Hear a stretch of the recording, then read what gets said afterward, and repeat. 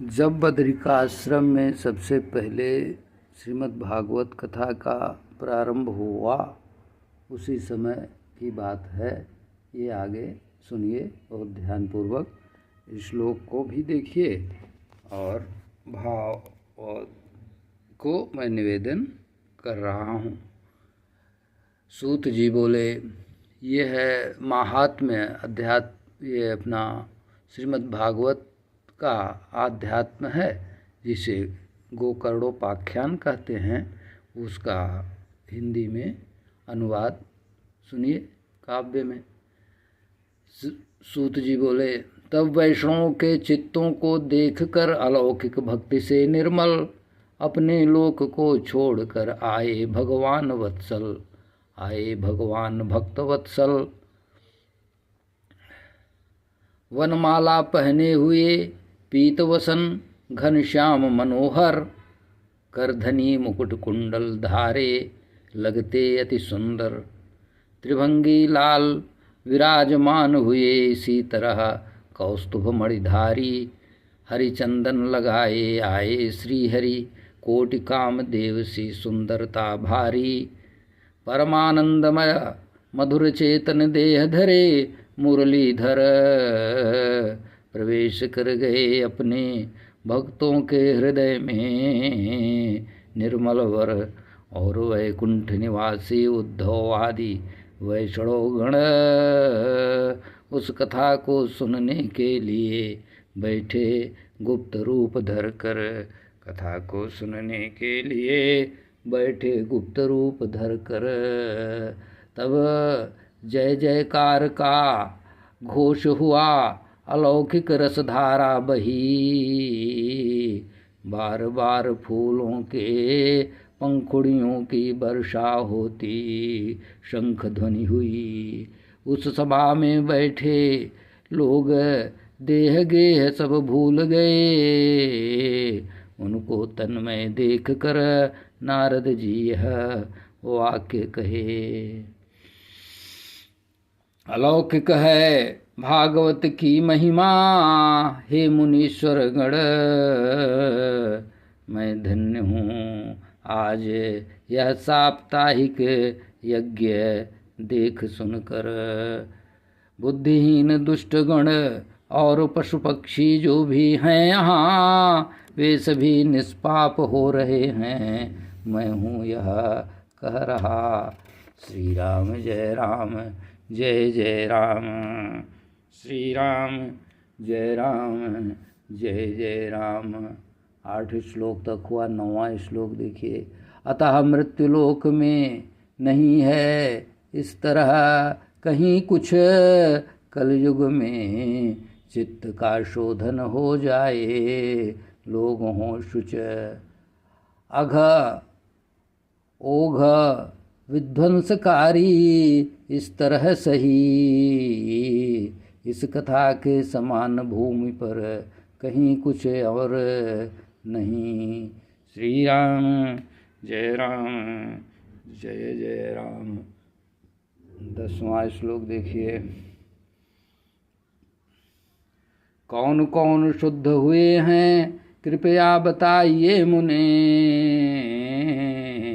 जो जो श्रीमद् भागवत सप्ताह यज्ञ की कथा है सुने सुने। आप लोग कृपालु हैं, लोकहित में विचार कर प्रकाशित किए हैं यह नवीन मार्ग सुंदर। श्री राम जय जय राम, श्री राम जय जय राम।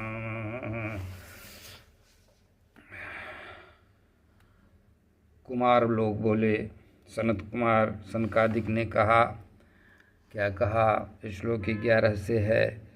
जो मनुष्यगण सर्वदा पाप करते रहते हैं, कुमार्गगामी हैं और दुराचार करते रहते हैं, क्रोधाग्नि में जलने वाले तथा कामी गण कलयुग में पवित्र हो जाते हैं।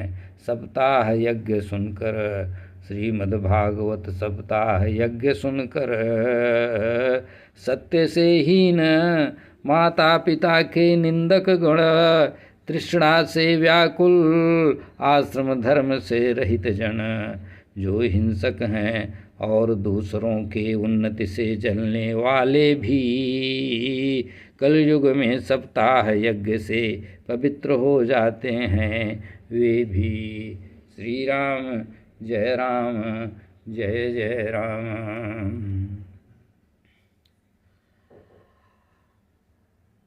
पांचों उग्र पाप करने वाले, छल छद्मकारी, कठोर और पिशाचों की तरह से निर्भय निर्दयकारी, जो ब्राह्मणों के धन से पुष्ट होते हैं, व्यभिचार करते हैं, वे भी कलयुग में सप्ताह भागवत यज्ञ से पवित्रता प्राप्त करते हैं। श्री राम जय राम, जय जय राम।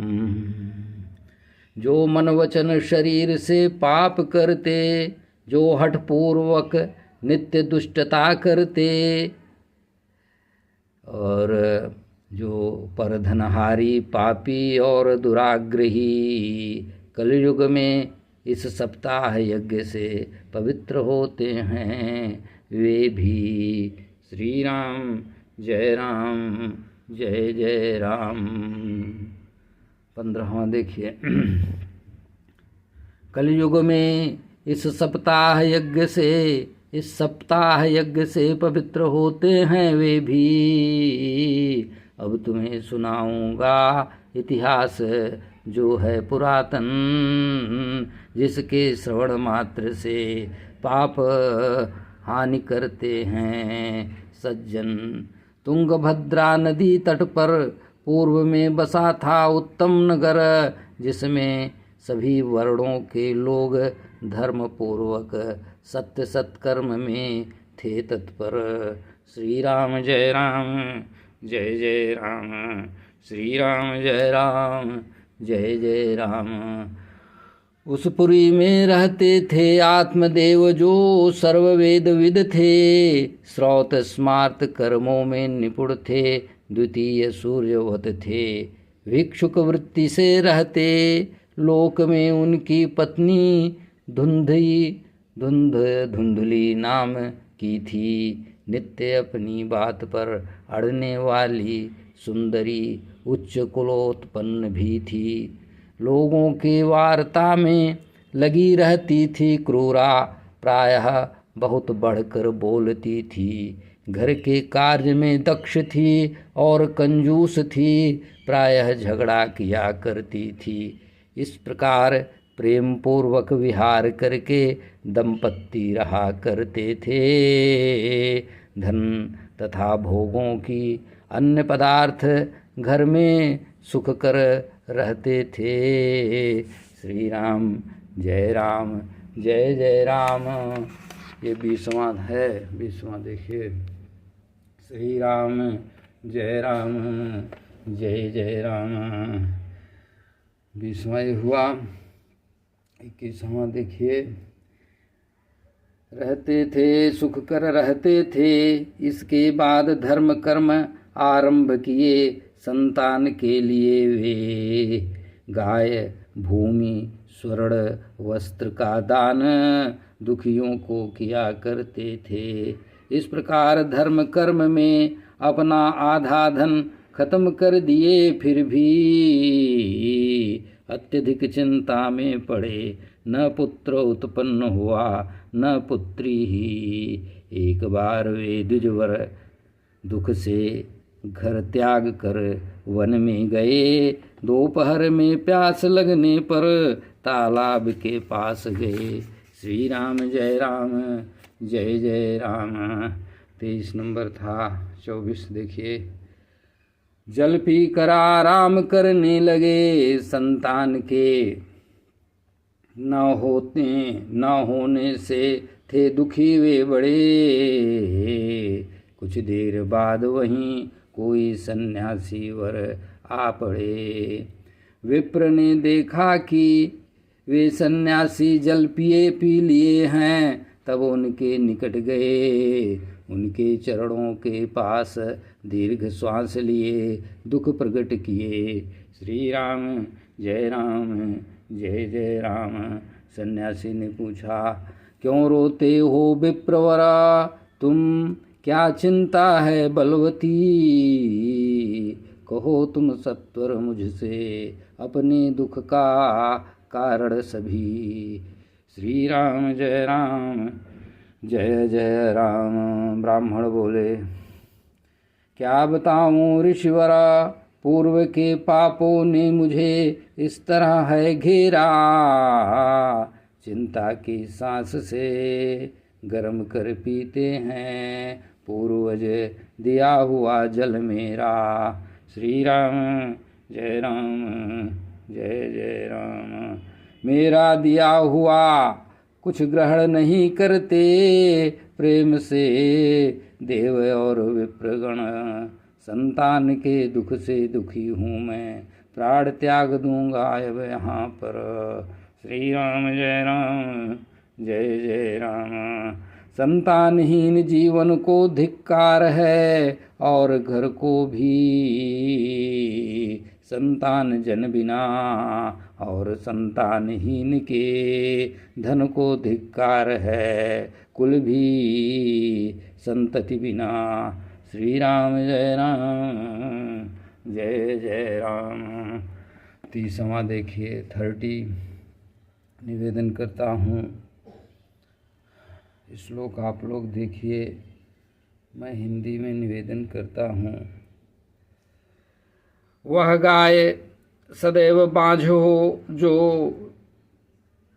जाती है, जिसको मैं पालता हूँ खिलाता हूँ, कह रहे हैं ब्राह्मण देवता।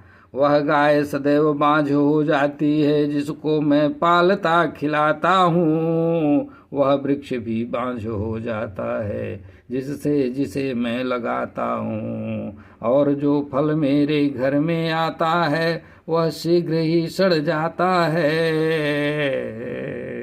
मुझे अभागे पापी को जीने का क्या प्रयोजन रह जाता है। श्री राम जय राम। यह कहकर वे विप्रवर रोने लगे, उनके पास दुख से पीड़ित भारी। तब उन सन्यासी के चित्त में करुणा प्रगटी कल्याणकारी। विप्र के भल की अक्षरमाला पढ़कर वे योग ज्ञान से सब जानने के बाद यतिवर बोले विस्तार से। यति बोले मतलब साधु, सन्यासी महाराज बोले, जो बोले वो संस्कृत में यहाँ लिखा है सामने आपके, और मैं निवेदन कर रहा हूँ हिंदी में। संतान रूपी अज्ञान को त्याग दो, बलिष्ठ है कर्म गतिये, विवेक का आश्रय लो, विप्रवर त्याग दो सांसारिक मतिये। सुनो विप्र, अब मुझसे प्रारब्ध तुम्हारा देखता हूँ यही मैं। 7 जन्मों की अवधि तक तुमको पुत्र नहीं होगा, देखता हूँ यही मैं। संतान से सगर दुख पाए, तथा पूर्व में अंग भी राजा द्वय। अरे छोड़ दो कुटुंब की आशा, ये संन्यास में ही सर्वथा सुख है। ब्राह्मण बोले, तब ब्राह्मण देव जी बोले, विवेक से क्या होगा मुझे, पुत्र दीजिए बलपूर्वक ही, नहीं तो प्राण त्याग दूंगा शोक से मूर्छित होकर अभी। इस प्रकार पुत्र आदि के सुख से हीन मुझे सन्यास शुष्क ही लगता है। संसार में पुत्र पौत्र से भरा गृहस्थ कितना सरस लगता है, इस प्रकार विप्र का आग्रह देख कर पुनः बोले तपस्वी महामनावर। चित्रकेतु कितना कष्ट पाए, विधि लेख की अवमानना कर। श्री राम जय राम, जय जय राम, श्री राम जय राम, जय जय राम। देखिए, अपना कुछ विचार यहाँ पे नहीं रख रहा हूँ, क्योंकि महापुरुषों का विचार है ये सब, यही देखा जाएगा। श्री राम जय राम, जय जय राम। तो वही क्रम आगे शुरू करते हैं। 41 नंबर देखिए। विप्र का मतलब उनका आग्रह देख कर एक फल उन्हें देकर बोले, तुम यह फल अपनी पत्नी को खिला देना, पुत्र पाओगे भले। सत्य, शौच, दया, दान तथा एक वक्त ही भोजन करने पर 1 वर्ष तक ऐसा करें तो पुत्र होगा निर्मल। हे विप्रवर, इस प्रकार कह कर गए योगी जी। इस प्रकार कह कर चले गए योगी। ब्राह्मण अपने घर आए, पत्नी के हाथों में फल देकर स्वयं कहीं चले गए। वह तरुणी कुटिला अपने सखी के आगे रोने लगी। कही क्या बताऊं, कही कि क्या बताएं, क्या बताऊं। अरे मुझे चिंता उत्पन्न हो रही है, अरे मुझे चिंता उत्पन्न हो गई है री। यह फल तो मैं न खाऊं। फल भक्षण करने पर, देखिए भैया 45 क्या कहा जाए, मतलब हम तो कुछ नहीं कहेंगे, जो है लिखा वही पढ़ रहे हैं। फल भक्षण करने पर गर्भ होगा, उससे उदर बढ़ जाएगा। थोड़ा भोजन करने से कमज़ोर हो जाऊंगी। गृह कार्य कैसे हो पाएगा। दैववश यदि गांव से भागना पड़ा तो गर्भिणी भागेगी कैसे। शुकदेव की तरह यदि गर्भ में ही रह गया निकलेगा कैसे। पैदा होते समय गर्भ टेढ़ा हो गया तो मेरा मरण होगा।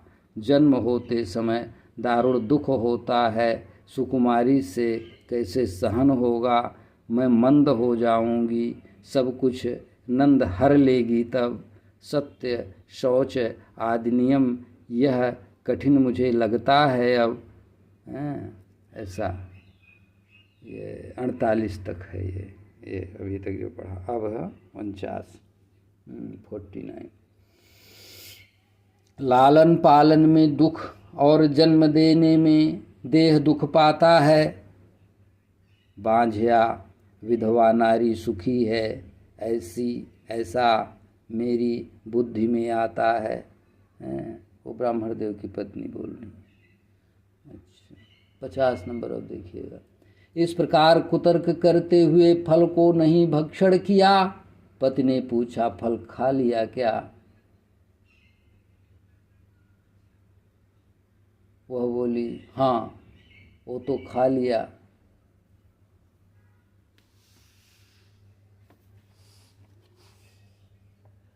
एक बार उसकी बहन उसके घर आई, अपनी इच्छा से उससे सब बताई कि हूँ मैं बड़ी चिंता में, इसी दुख से दुखी हो गई हूँ, क्या करना चाहिए हमें।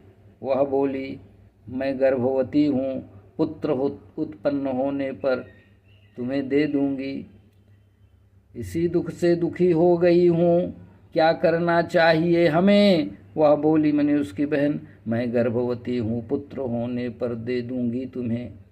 उतने समय तक गर्भिणी की तरह छिप कर रहो। सुख से घर में मेरे पति को कुछ धन दे देना, दे देंगे तुम्हें बालक वे। 6 महीने तक होकर नहीं रहा, ऐसा लोगों से हम कह देंगे, तब बालक का पालन पोषण करूंगी तुम्हारे घर में रह करके। क्या कहें,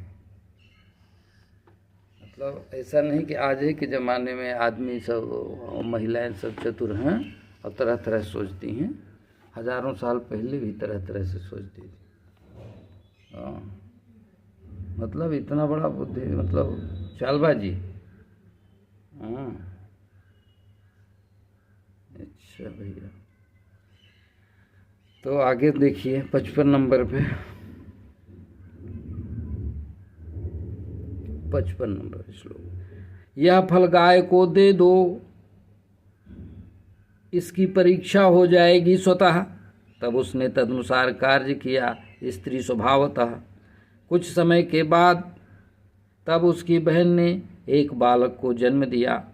उसके पिता ने ले आकर चुपके से धुंधली को दे दिया और उसने पति से कह दिया, प्रसूति हुई है सुख कर। लोगों को सुख हुआ आत्मदेव से यह सुनकर। मतलब क्या कहें, इस पर तो कुछ कहा भी नहीं जा सकता है यार। चलिए आगे देखते हैं, 58 देखते हैं। हाँ, दिए दान ब्राह्मणों को ब्राह्मण वर, जात कर्म संस्कार कर। बहुत मंगल गान आदि घोष हुआ उनके द्वार पर। पति के आगे आकर बोली, दूध नहीं है स्तन में मेरे, कहीं और से ले आओ, बिना दूध के कैसे पालूंगी इन्हें। मेरी बहन को भी प्रसूति हुई है, नहीं रहा बालक उसका, उसको घर में रख लो, पोषण करेगी इस बालक का। पति ने वह सब किया, बालक का पोषण देखकर पुत्र का नाम धुंधकारी रखा, मात्र आरेख कर। इसके 3 माह बाद उस गाय के गर्भ से उत्पन्न हुआ सुंदर अर्भक ऐसा। उसका सर्वांग सुंदर था, दिव्य निर्मल कनक की कांति जैसा। उसे देखकर प्रसन्न हुए विप्रवर, उसका नाम स्वयं संस्कार करे सब। सभी ने आश्चर्य किया आकर जब देखे यह सब। अच्छा भाई, वाह भाई, 63, वाह वाह भाई वाह। सन्यासी लोगों ये बहुत श्रेष्ठ महान है। 63, अच्छा, वाह वाह वाह। 64 देखते हैं। 64, तब आत्मदेव का भाग्योदय हुआ है, देखिए अब आत्मदेव का भाग्योदय हुआ है, देखिए गांववासी सब कह रहे हैं। गाय ने देवरूप विचित्र बालक को जन्म दिए, वाह वाह वाह, क्या बात। दैव योग से यह रहस्य कोई नहीं जान पाया, उस पुत्र का गाय के समान कान देखकर गोकर्ण नाम धराया। श्री राम जय जय राम। समय बीतने पर दोनों पुत्र नवजवान हुए, गोकर्ण पंडित ज्ञानी और धुंधकारी दुष्ट महान हुए। स्नान शौच क्रियाहीन, दुर्भक्षी, क्रोध बहुत आया करता था, बुरी वस्तुओं का संग्रह करता, मुर्दे का छुआ हुआ भी खाया करता था, चोरी करता था, सब लोगों से द्वेष करता था, दूसरे के घर में आग लगा देता था, बच्चों के खिलाने के लिए गोद में लेकर झटकुएं में डाल देता था, हिंसक, शस्त्रधारी और दीन दुखियों तथा अंधों को सताता था, नित्य चांडालों से घिरा, हाथ में फंदा लिए श्वानों के संग आता जाता था।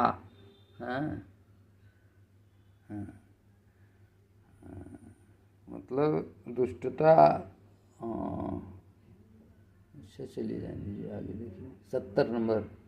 उसने वेश्याओं का कुसंग कर लिया, पिता का धन लुटा दिया। एक बार माता पिता को तड़तड़ाकर बर्तनों को उठा लिया। तड़तड़ा का मतलब घमघमा के I'm sorry भाई, मतलब हंसना तो इसमें नहीं चाहिए, लेकिन ऐसा शब्द सुन के हंसी आ गई भाई। एक बार तो थोड़ा सा हंस लीजिए, क्योंकि योग भी कहता हंसना चाहिए और भगवान नारायण भी कहते हैं भाई हंसना चाहिए थोड़ा सा। चलिए, इसलिए एक बार हंस लिया गया। हाँ, माता पिता को तड़तड़ा कर माता पिता को तड़तड़ा कर बर्तनों को उठा लिया। अच्छा, क्या करे बर्तन, चलो देख लेते हैं जरा सा। है नंबर इसका 71, 71 हो गया। हाँ नहीं, अच्छा यहाँ हाँ 71। उसके कंजूस पिता धनहीन होकर रोते, यह कहकर बाँझ होना ठीक था, कुपुत्र दुख देता है बढ़कर।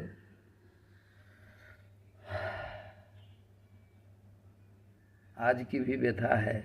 आज क्या बताएं, आज एक बहुत बड़ा अच्छा वीडियो देखा कि माता पिता को किसका श्राप था। पौराणिक कथा कोई महापुरुष सुना रहे थे। चलिए अभी देखते हैं 72 नंबर। 72। कहाँ रहूं कहाँ जाऊं, कौन काटेगा दुख बड़ा मेरा, हाय दुख में प्राण त्याग दूंगा, कष्ट ने मुझको घेरा। उसी समय ज्ञान संपन्न गोकर्ण जी माता पिता के पास आकर समझाए, पिताजी को वैराग्य का दिग्दर्शन कराकर। गोकर्ण जी समझा रहे हैं पिताजी को 74 में कि यह संसार असार है, लोग दुखी होते हैं मोह करा, पुत्र किसका धन किसका स्नेहवान, जलते दिन रात भर, जलते रहते हैं दिन रात भर। इंद्र को भी सुख नहीं, कुछ सुख नहीं चक्रवर्ती नृपों को, विरक्त मुनि सुख से रहते हैं, पिताजी देखें उनको। श्री राम जय राम, जय जय राम। भैया नारद महाराज जी और मुनिवर लोग कथा कह रहे हैं, और लिखा है भगवान वेद व्यास जी ने। तो वह चीज़ मैं यहाँ पे भगवान की इच्छा से निवेदन कर रहा हूँ। इस पे हमको कोई आलोचना क्या, व्याख्या जिसको कहते हैं, करने का अवकाश नहीं है। इसलिए 70 विद्वान लोग करेंगे, संत महात्मा लोग, पंडित जी लोग, और वो हम लोग सुनेंगे। लेकिन ये भी सुन लेते हैं मूल पाठ 76। ये है 76। नरक में ले जाने वाले संतान रूप मोह का त्याग कर दें, पिताजी को गोकर्ण जी समझा रहे हैं। सब छोड़कर वन में चले जाइए, देह को नष्ट प्राय है ये। कह रहे हैं नरक में ले जाने वाले संतान रूप मोह को त्याग दें, सब छोड़कर वन में चले जाइए, देह तो नष्ट प्राय है ये। उनका वाक्य सुनकर वन में जाने को तैयार पिताजी बोले, क्या करना चाहिए वन में तात कहो विस्तार से भले। स्नेह बंधन में बंधकर अंधेरे कुएं में पड़ा हूँ, मूर्खवत पंगु होकर अपने कर्म से गिर गया हूँ, मेरा उद्धार करो दयानिधि गोकर्णवर, दया करो गोकर्णवर, दया करो गोकर्णवर। गोकर्ण जी बोले, गोकर्ण जी बोले, देह अस्थि मांस रुधिर का पिंड है, इसे मैं मानता हूँ। देह अस्थि मांस रुधिर का पिंड है, इसे मैं यह मानना त्याग कर, पत्नी पुत्र आदि से ममता का सदा परित्याग कर, देखिए संसार आदि को क्षण भंगुर अनिष्ट, वैराग्य रस को ग्रहण करिए होकर भक्तिनिष्ठ। सतत धर्म को ग्रहण करिए, सांसारिक गुण धर्म त्याग कर, साधु पुरुषों की सेवा करिए, काम तृष्णा का परिहार कर, दूसरे के गुण दोषों के चिंतन से मुक्त होकर आप भगवान की सेवा करें, कथा रस पी कर निरंतर। कह रहे हैं दूसरे के 80 नंबर पे ये कह रहे हैं दूसरों के गुण दोषों के चिंतन से मुक्त होकर आप भगवान की सेवा करें, कथा रस पीकर निरंतर। पुत्र के इस बात को गोकर्ण जी के पुत्र के इस बात को मान कर गृह त्याग दिए तभी उन्हें घर को छोड़ दिए, चले गए वन को स्थिरमती। उम्र 60 वर्ष थी, 60 वर्ष की उम्र में दिन रात श्री हरि की परिचर्या में लग करके श्री कृष्ण जी को प्राप्त हुए। भागवत के 10वें स्कंध को पढ़ करके हरे राम राम राम हरे हरे, हरे कृष्ण कृष्ण कृष्ण हरे हरे। इस प्रकार से श्रीमद् भागवत महात्म्य का 4था अध्याय संपूर्ण हुआ। श्री राम जय जय राम। श्री कृष्ण समर्पणमस्तु। स्वाहा।